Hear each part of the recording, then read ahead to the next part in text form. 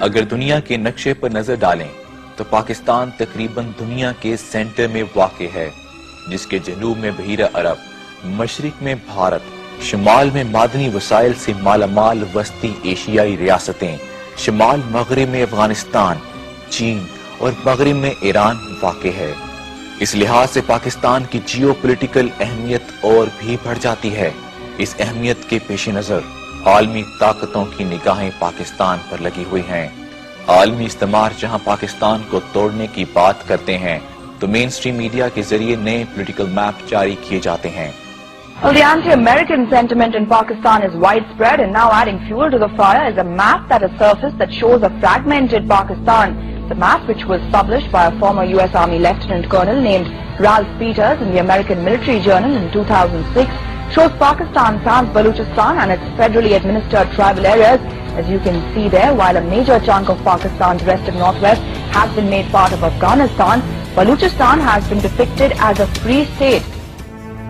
پاکستان اپنی تاریخ کے اس نازک دور سے گزر رہا ہے جس کو اندرونی اور بیرونی سطح پر آج کے نئے سامراج، خفیہ اداروں، CIA، موساد اور رو کی رشا دیوانیوں کا سامنا ہے، جن کا پہلی اسلامی ایٹمی طاقت بننا ہضم نہ ہوا اور نہ ہی معدنی اور قدرتی وسائل سے مالا مال پاکستان۔ کیا بلوچوں کے حقوق کی جب بات ہوگی تو ان کے حقوق کی بات نہیں کی جائے گی؟ یہ لوگ، یہ سوئی کا سارا علاقہ ان لوگوں کا تھا، اور نواب اکبر بگٹی نے ان سب لوگوں کو نکال کر ان کے علاقوں پر قبضہ کر کے گیس کی رائلٹی کھاتا تھا۔ اب اس وقت جب حکومت نے، اس وقت کی مشرف حکومت نے جب یہ فیصلہ کیا کہ ان کل پر رہیجز اور مسوری بگٹوز کو لے جا کے واپس ڈیرہ بگٹی میں آباد کیا جائے گا، سوئی میں آباد کیا جائے گا، ان کی زمینیں ان کو واپس دلائی جائیں گی، ان کے گھر ان کو واپس دلائے جائیں گے، جو 100% ایک جائز کام ہے، حلال کام ہے اور ہر حکومت کو کرنا چاہیے تھا۔ جب اس کا فیصلہ کیا گیا تو اکبر بگٹی نے بغاوت کھڑی کر دی۔ اس وقت ان کو حقوق یاد آ گئے کہ بلوچستان کے حقوق کی بات، کیونکہ یہ تو نہیں کہہ سکتے تھے کہ میں اس لیے بغاوت کر رہا ہوں کہ کل پر رہیجز اور مسوریز کو واپس لے کر آ رہے ہیں، لہٰذا ڈاکٹر شازیہ کا کیس اٹھایا، حقوق کی بات کی گئی، بغاوت برپا کی گئی، ٹوٹل ڈرامہ تھا وہ۔ الٹیمیٹلی جب یہ کل پر رہیجز اور مسوریز جا کے آباد ہوئے اپنے علاقوں میں تو نواب اکبر بگٹی کے حمایتی ڈیرہ بگٹی سے نکل گئے اور یہ پہاڑوں میں گئے، فوج ان کے پیچھے گئی، ان کو گھیر لیا گیا، اور رہیجر اور کل پر مسوری بگٹی ٹرائب نے حکومت سے کہا کہ آپ نواب اکبر بگٹی کو گرفتار کر کے ہمیں دے دیں، کیونکہ ہم نے اس سے حساب چکانے، اس نے ہمارے بچے مارے ہیں، اس نے ہمیں گھروں سے نکالا ہے۔ جو وہاں پہ آج MNA ہے میر احمدان بگٹی، نواب اکبر بگٹی کے فرسٹ کزن ہیں وہ، اور میر احمدان بگٹی لیڈ کر رہے تھے اس ساری کیمپین کو، ایک بلوچ سردار لیڈ کر رہا ہے اس کیمپین کو، جو آج MNA الیکٹ ہوئے ہیں 70,000 ووٹوں سے ڈیرہ بگٹی اور آس پاس کے علاقوں سے۔ تو انہوں نے کہا کہ آپ اکبر بگٹی کو گرفتار کر کے ہمیں دے دیں، ہم اس کا ٹرائل دیں گے، کیونکہ میر احمدان بگٹی کے بیٹے کو بھی اکبر بگٹی نے قتل کرایا ہوا تھا، سو ان کے آپس کے شدید جھگڑے۔ آرمی جب اس کو گھیرا کیو کے اندر تو نواب اکبر بگٹی نے سرنڈر کرنے سے انکار کیا۔ اب یہاں پہ یہ فیکٹ شروع ہوتے ہیں، 5 آفیسر، 3 آفیسر اور 2 جوان خالی ہے، لیفٹیننٹ کرنل، ایک میجر، ایک کیپٹن اور 2 جوان خالی ہاتھ غار کے اندر گئے ہیں نواب اکبر بگٹی سے نیگوشیٹ کرنے کے لیے، نواب اکبر بگٹی کو قتل کرنے کے لیے نہیں گئے، اندر گئے ہیں۔ اس کے بعد ایک خوفناک دھماکہ ہوتا ہے اور پورا غار بیٹھ جاتا ہے اور وہ 5 افسر بھی شہید ہوتے ہیں۔ اب ہم سوال یہ کرتے ہیں، لوگوں کی عقلیں ماری گئی، یہ نظر نہیں آ رہا ان کو کہ جب 5 افسر اندر گئے ہوئے ہوں غار میں، کمانڈنگ افسر سمیت، تو کیا فوج کا دماغ خراب ہے کہ بم مار کے غار کو گرا دے گی اور اپنے ہی افسر اندر شہید کرائے گی؟ اس وقت جب اکبر بگٹی گھیرے میں آ چکا ہے، جب کوئی ضرورت ہی نہیں ہے اس بات کی کہ اس پہ حملہ کیا۔ اکبر بگٹی کو قتل نہیں کیا گیا، اس نے خودکشی کی، he committed suicide because he openly said کہ میں گرفتار ہو کر اپنے قبیلے کے ہاتھ جا کر پھانسی چڑھنے کے بجائے میں خودکشی کرنا مسلم کچھ پالیسیز کوئی ٹھگی چپی بات نہیں۔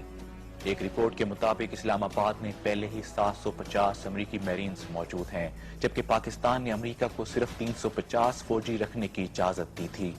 امریکی مقاصد کے لیے اسلام آباد کی CDA کیپٹل ڈیولپمنٹ اتھارٹی کی خربوں روپے کی 18 ایکڑ اراضی صرف 1 ارب روپے میں امریکی سفارت خانے کو فروخت کر دی گئی۔ 1 ارب ڈالر کی مالیت کے اس منصوبے کے تحت سفارت خانے کی مرکزی عمارت کی توسیع پر 405 ملین ڈالر، جبکہ 330 اہلکاروں کی رہائش کے لیے کمپلیکس کی تعمیر پر 11 ملین ڈالر اور 250 ہاؤسنگ یونٹس کی تعمیر پر 197 ملین ڈالر خرچ ہوں گے۔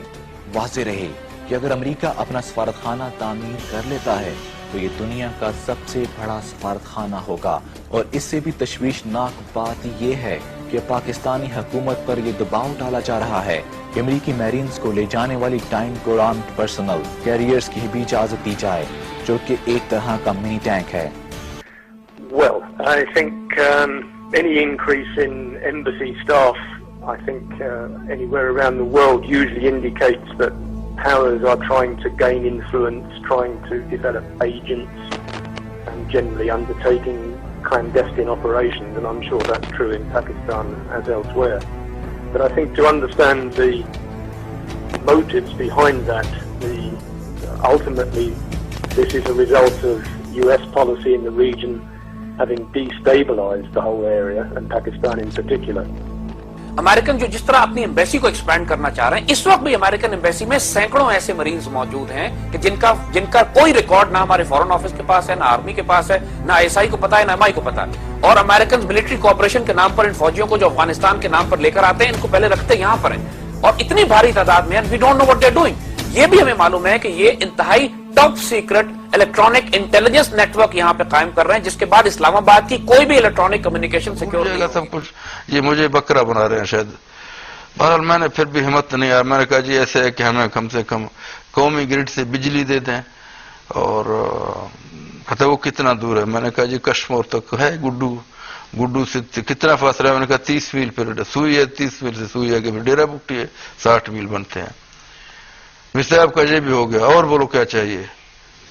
मैंने देखा भाई मुझे नर्व तो कुछ कहते हो गया, तो मैंने फिर हिम्मत किया, मैंने कहा जी आप बकौल आप कहते हैं तरक्की रोड के साथ साथ दौड़ती है, और ये हकीकत भी है। अगर एक बारिश होता है तो कश्मीर सुई वो कलर वाली जमीन है, हम 6 महीने तक पूरे मुल्क से कट जाते हैं, तो हमारी रोड पक्का करते हैं। कहते हैं जी कश्मीर सुई वही 30 मील सुई डेरा बुकटी। मिस्टर पहाड़ी सिलसिले हैं, बनेगा, खर्चा ज्यादा आएगा, चलो आपका ये भी हो गया, और बोलो क्या चाहिए। कमरान साहब मुझे ये पता नहीं था कि अल्लाह ताला खुदा न खासा अल्लाह रहम करे मुझ पर नाराज हो रहा था, शायद इस बदबख्त कौम पर राजी हो रहा था। तो सारे इज्तिमाई काम थे, मेरा जाती काम उसमें नहीं था। मैंने कहा जी बस ये 3 काम हो जाए बस फिर ठीक है। आप यकीन करें हम जब डेरा बुकटी वापस पहुंचे तकरीबन 1 हफ्ता या 10 दिन के बाद हमने देखा लोग आए, कोई वो कोई लगा रहा है, मतलब पैमाइशें शुरू हो गए हैं, कोई वो फीता खींच रहा है, कोई वो कर रहा है, कोई वो लेवलिंग ले रहा है, मतलब भाई क्या, कोई कहता है जी हम रोड के लिए वो कर रहे हैं, कोई कहता है जी हम गैस के लिए कहते हैं, कोई कहता है बिजली के लिए, तीनों काम एक साथ शुरू हो गए। मेरे चेयरमैन की होते हुए मैंने बजात खुद स्पासनामा पेश किया, डेरा बुकटी में गैस पहुंचा, जनरल ज़िया ने आकर इफ्तिताह किया, मैंने स्पासनामा पेश किया। और फिर वही कश्मीर सुई रोड पक्का हो गया, जनरल रहीमद्दीन ने आकर इफ्तिताह किया। सुई डेरा बुकटी रोड का वो हो गए थे, टेंडर हो गए थे, लेकिन उस वक्त नवाब साहब के किसी बंदे ने वो टेंडर लेके लिए थे, उन्होंने काम नहीं किया उस पर, वो रह गया। तो नाराजगी की वजह ये 3 बातें बनी। और फिर वो गैस भी सारे लोगों को मिल गया इसी तरह, वो जो 2 जगह थे।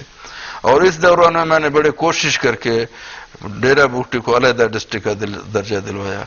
हालांकि बड़ी लड़ाइयों के बाद मैंने कहा जी मरी इलाका और डिस्टर्ब इलाका है, अगर हम जाएंगे तो मरी भी इधर आएंगे, हम उनको कुछ नहीं कहेंगे, लिहाजा हमारे पास कौमी तनसीबात हैं हमारे डिस्ट्रिक्ट। यानी बड़ी कोशिशों के बाद जो है ना जून 83 में जनरल रहीमद्दीन ने डेरा बुकटी को अलग डिस्ट्रिक्ट का दर्जा दे दिया। आपके एफर्ट्स पे? मेरे एफर्ट्स पे मतलब। तो नवाब साहब उस वक्त कभी कभी डेरा बुकटी आता था, लंदन में होता था, कराची, कोयटा, जब भी आता था वो हमारा तो मतलब वो सवेद रिश भी वो खुद था, वडेरा भी था। आपके अजीज भी थे? अजीज भी थे। क्या था? हम यानी एक मेरे एक ही ताइफे से हैं? एक ही ताइफा राजा। मेरा वालिद जो था वो उनके दादा का हमशीरा दादा भी था, चचाजाद भी हम थे आपस में, मतलब एक यानी राजा में से बीबरगजई, वो भी बीबरगजई हम भी बीबरगजई, यानी वैसे तो राजा के बहुत ताइफे हैं, बहुत पलियां हैं, वही रॉयल फैमिली से थे।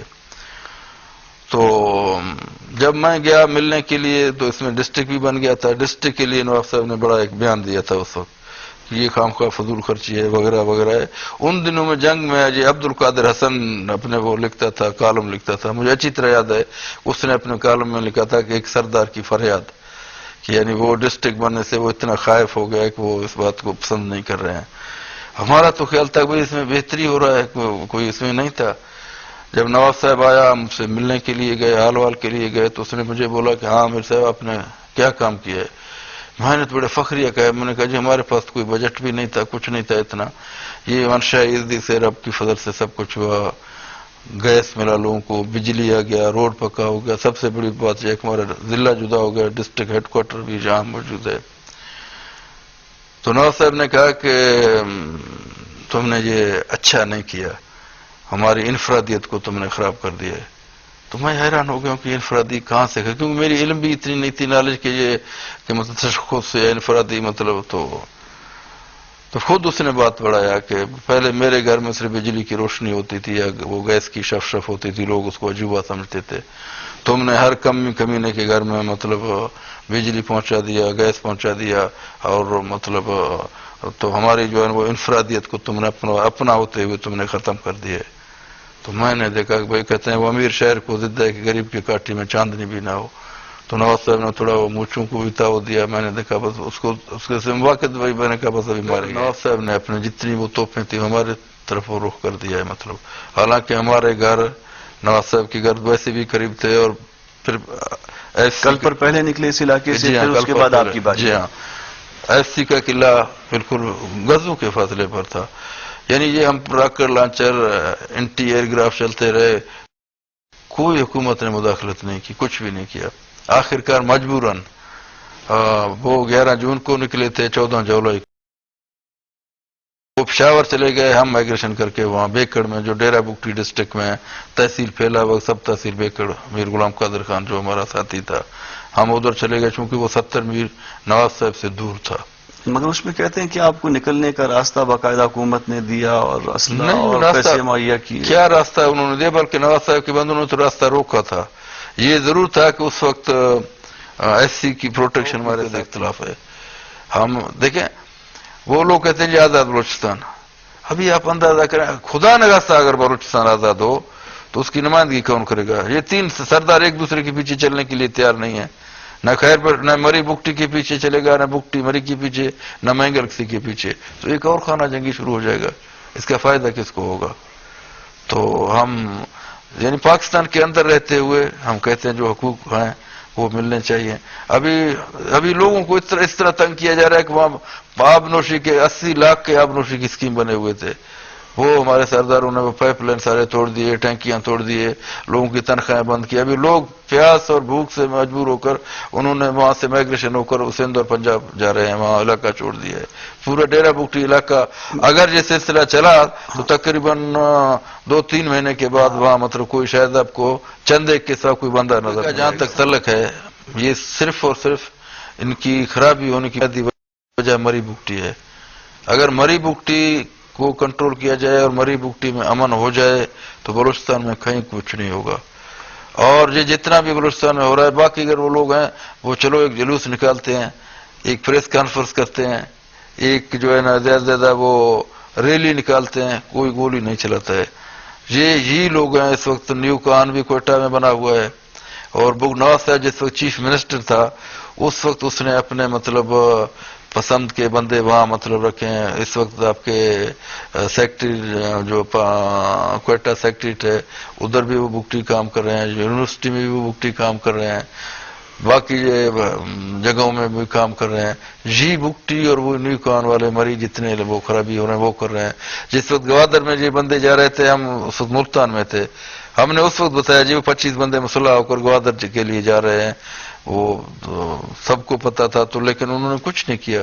ہفتے ڈیڑھ کے بعد معلوم ہوا جی گوادر میں چینی 3 انجینئر قتل کیے گئے ہیں. تو اسی طرح جدھر بھی وہ ہوتا تھا، ابھی کوئٹہ میں جو بندہ مطلب وہ بم رکھ رہا تھا وہ بم پھٹا، اس کا وہ گردن کٹ گیا تھا.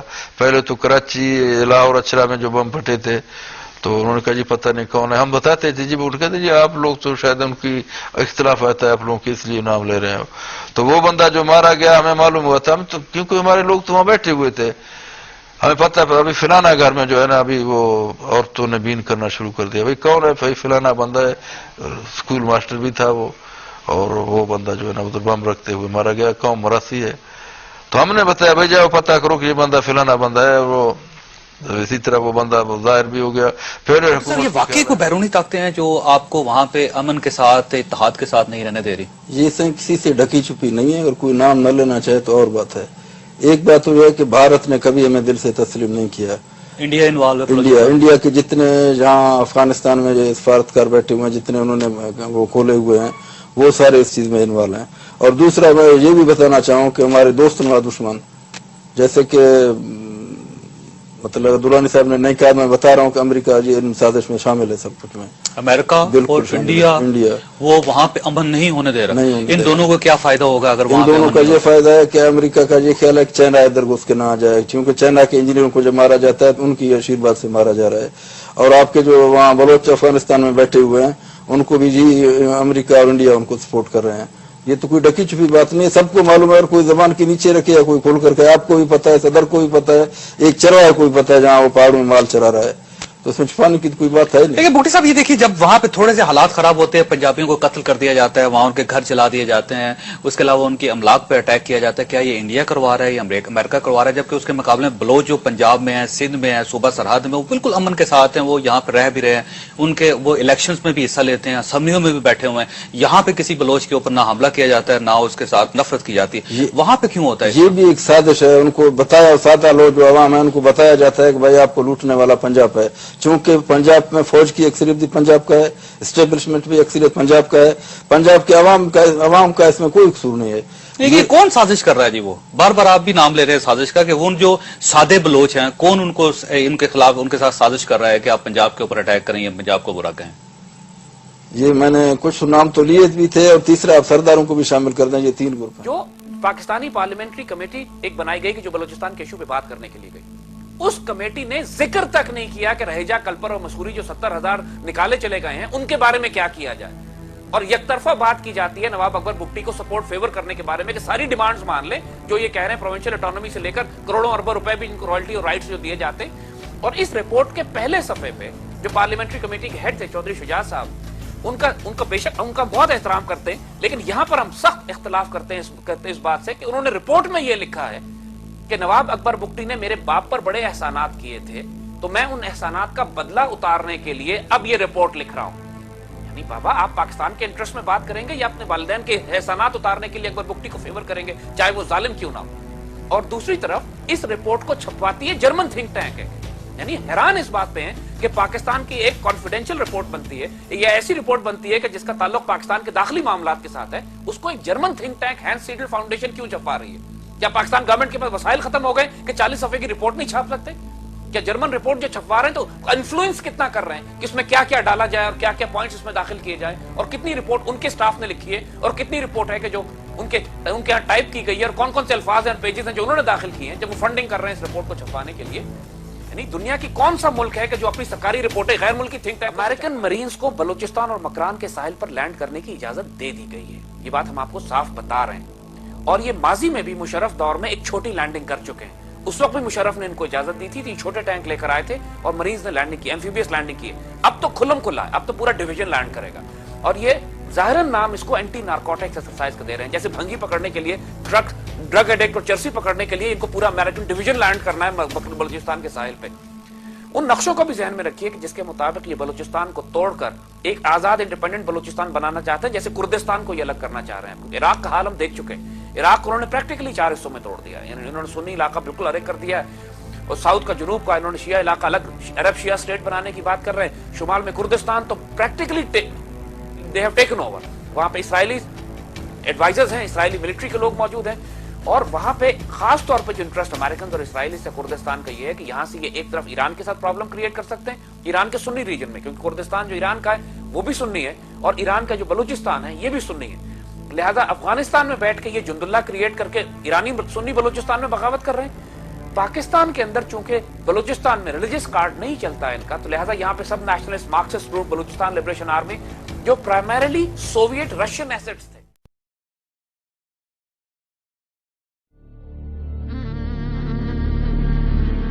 लेफ्टिनेंट जहांगीर मरी, सितारा बिसालत। लेफ्टिनेंट जहांगीर खान मरी ने 2008 में 34 बलोच रेजिमेंट में कमीशन हासिल किया। 34 बलोच रेजिमेंट को लोईसम से चहारमंग का इलाका क्लियर करने की जिम्मेदारी सौंपी गई। इस ऑपरेशन का नाम शेरदिल 12 रखा गया।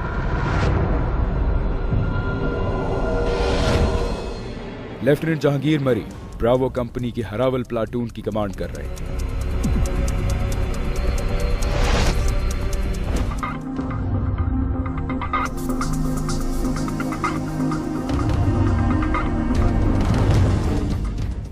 कि दहशतगर्दों ने इनकी प्लाटून पर रॉकेटों और खुदकार हथियारों से हमला किया।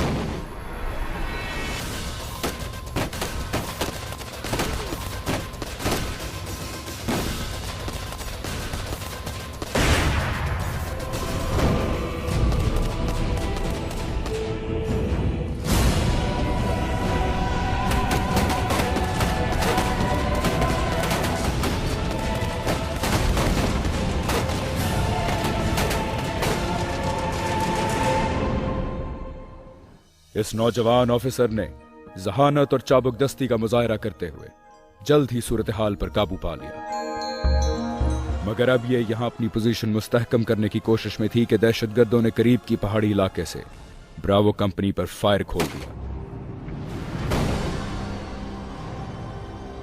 करीबी था कि दहशतगर्दों की इस पोजीशन को भी क्लियर कर लिया जाता कि लेफ्टिनेंट जहांगीर को मद्दे हथियारों ने आ लिया।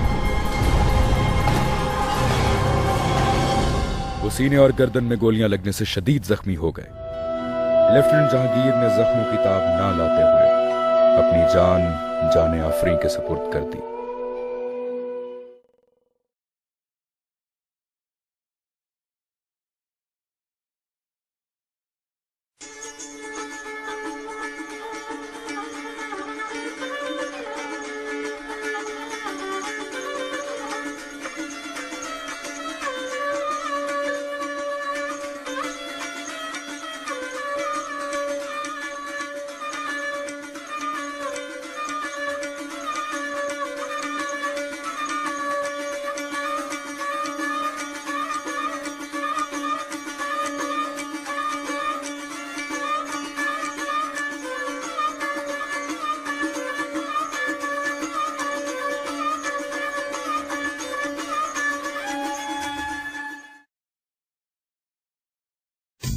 I must say, I first time Pakistani, then I will Balochi and then I am Punjabi.